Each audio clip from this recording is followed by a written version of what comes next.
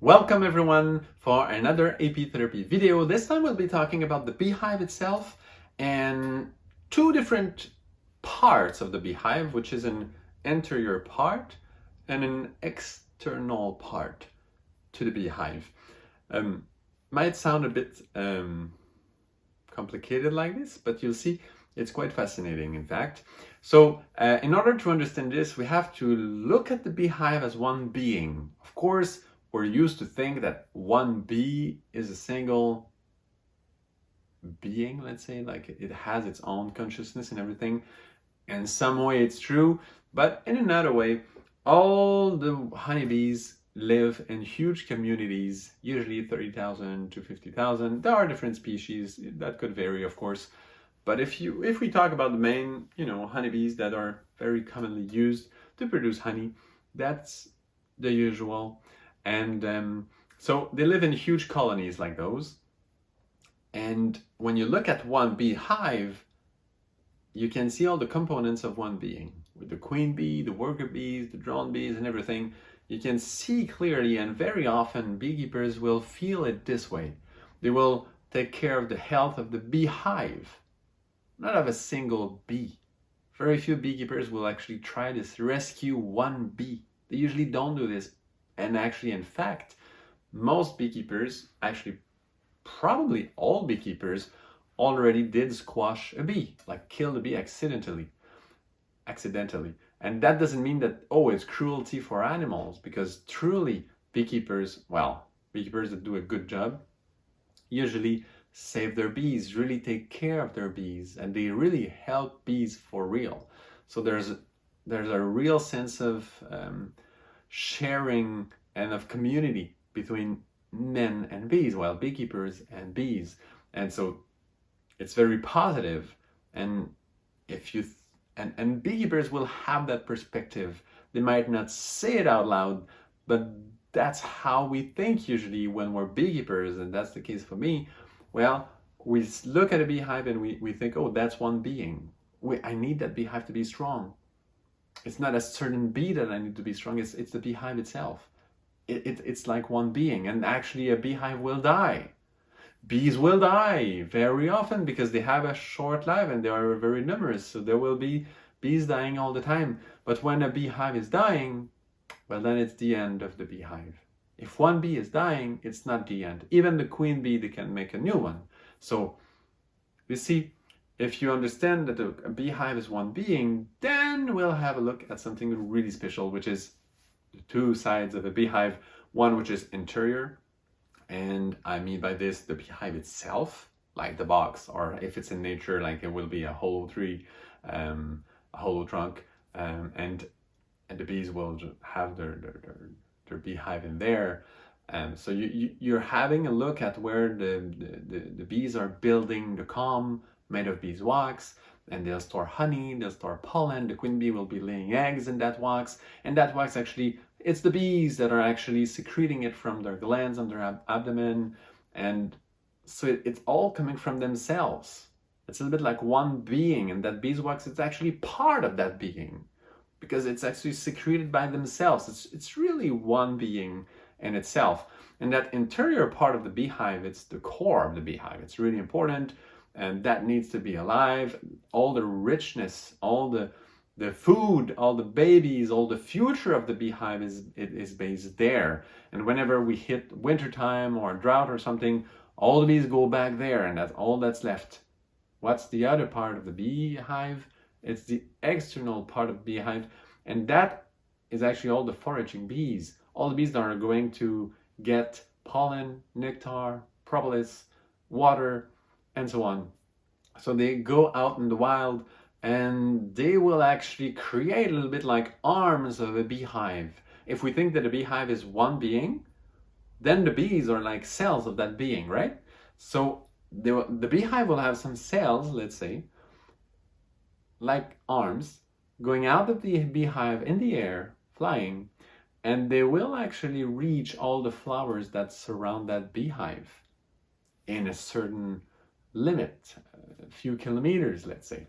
And there will be a road, some arms from that beehive, those flying bees, creating that external body of the beehive. And that will be pollinating all those flowers. And it's very interesting to understand that the beehive itself is actually constantly connected to all the flowers surrounding it by little arms that are reaching out, really long arms, like kilometer long arms, and many of them that are actually reaching out in nature around them to all the flowers.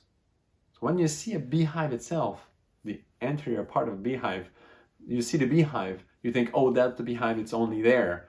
But in fact, there's a huge part that we don't see. We don't see all the bees that are out there in the field. We don't see them really. Like when they arrive, we see the bee finally arriving, but we don't see them when they're far away on the flowers, 1 kilometer away. We don't see them at all. So they're there, but we don't notice. So a beehive is not only those few boxes piled up together with the comb and the bees and the food and everything and the brood. It's also those arms, which are huge. And it's actually, a beehive is actually a really huge being. It's not just small, box and something. It's actually a really big being. It's really wide, specifically in spring, summer, and fall time, and well, at least in Canada. And so it's huge. Now, let's have a look at the connections we can make now that we have this vision of the beehive with interior part and external part, and ourselves humans, because we're in apitherapy. So how do we use the bees for health? And there's something interesting to connect there, and that will make us more healthy. The bees are actually providing us a model for this. Human beings, we have our body, just like a beehive. We have our own body with all our organs in it, and just like in a beehive, all the richness of the beehive is all piled up there in that interior part of the beehive. So the body itself of the beehive, that core of the beehive. Well, for us, it's the same. Those richness, it's in our blood. It's in our organs that are healthy. It's in our strength. It's really within that body we have. It's our own capabilities, that we develop inside that are really important. That is really rich. That's where the more strength is in ourselves. And then there are exchanges with the world, with anything else than us, where we exchange with others, with people, but also with matter and anything, any object, anything in nature. We're making exchanges. So while we do this, we're actually, if we create that parallel with the world of bees, we're actually pollinating, around us. That means that connection, those exchanges we make with others, it's creating something. It's generating something, actually. There's something being produced there. There's some pollination happening there.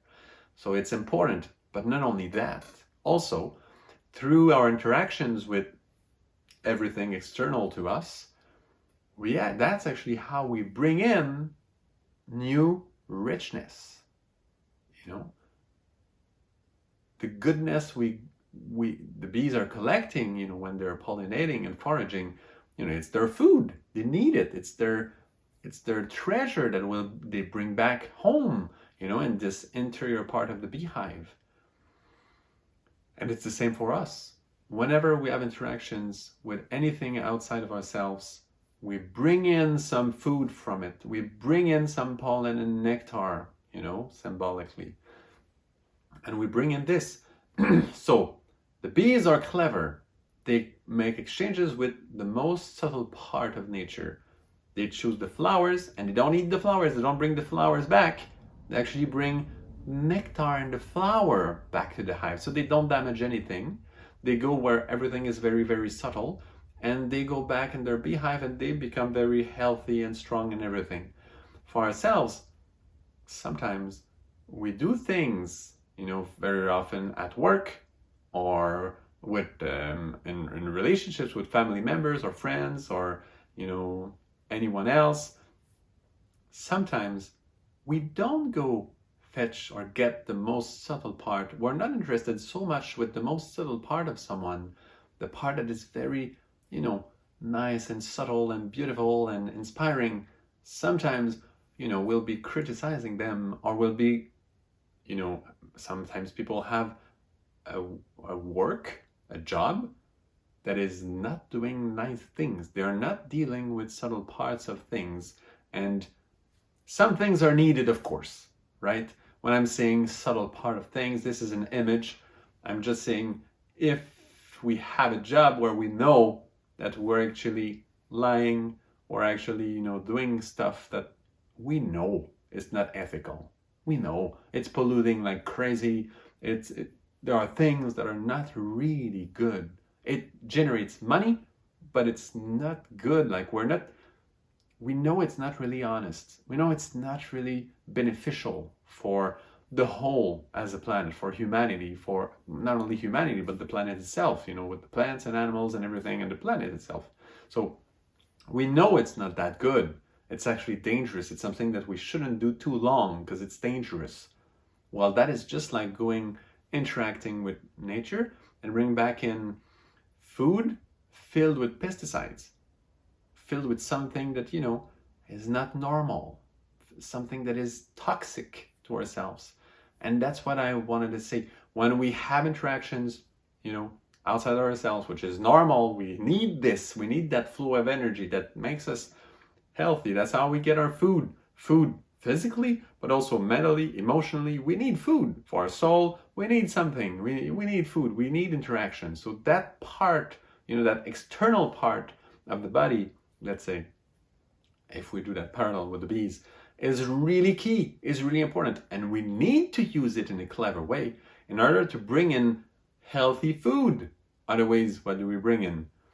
Well, lots of toxic stuff, and we get sick. Some organs will be sick. And we know that the organs are connected to different qualities and virtues and different aspects of the human being. The Chinese medicine talk about this since thousands of years. So there's nothing new there, nothing, too special. It's very basic. So we know those connections. If we go outside, if we have our interactions and we do stuff that is not ethical, we bring in actually some really bad pollen and nectar filled with pesticide. That's the image. That's the correlation happening there. So it's really important to understand this. We do two bad things when we do this. We actually encourage, so we pollinate that type of, let's say, industry, but also we bring in some really toxic food in our beehive inside. So our organs will be bad. Some jobs are really stressful. Why? Because very often they're dealing with bad stuff. And, they bring in stress and the organs are sick. That's how it works. And sometimes we don't see it right away that the organ is sick because it's still, being piled up there. But at some point, whoops, it shows up. And well, that's it. It just happened. So I'm not saying this so that we feel bad about what we're doing if we do something that could be questionable, but I'm saying it so that we become more aware, and also to underline the fact that bees are showing us such a great example of how to behave. What should we be looking at when we interact? The most subtle part, and not, stealing it, but collecting the most subtle part of the subtle part. So this way, we use what is good. We're not criticizing people, because when we criticize, we look at the very not subtle part of someone. When we criticize, we look at very often, the bad sides of someone. So we're actually foraging on this because we're interacting with this. So we bring that back inside ourselves, and that is not so good. So you see those correlations? So that's why we talk about that topic of interior being of the beehive and external being of the beehive. And the image is really strong, and it's really showing us how it's done. And now then we can make a parallel with this reality in ourselves and understand how important it is to have really ethical behavior at work, in relationships, and so on. And the bees, again, are just a great model. So thank you very much for listening, and see you another time for another Apitherapy video.